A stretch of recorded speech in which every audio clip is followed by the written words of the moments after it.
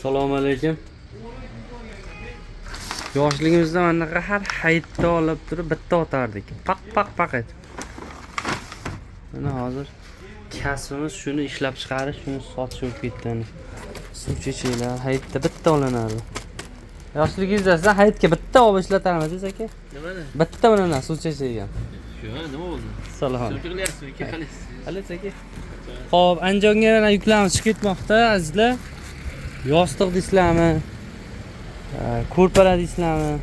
Hozir bitta qimmat koreyskiy Xitoyda mana mahsulotlari, jinsi shimlar, paypoq, hamma narsalar ketmoqda. Bemalol. Bo'l tushiraveramiz aka. Mashina ichiga otib yuboraveramiz bir ular. O'zimizni har kungi bunday shopirimiz chiqaveryapsiz. Telegram kanaliga o'tasizlar. Sifat tekstil Telegram kanalida hamma mahsulotlar, bor narsalar rasmlarni joylab qo'yapmiz bu boshda. Kimgadir nechta kerak bo'lsa, bemalol o'tib tanlab olaverasizlar, yaxshilar. Bu ko'rpalarimiz ham hamma sumkasi bilan o'zini bepul sumkalar bilan. Keyin bundan tashqari mana bunaqa million xil juda ham shirindan shakar chiroyli dvoykalar chiqqan va mana koftalar, har xil narsalar chiqqanda.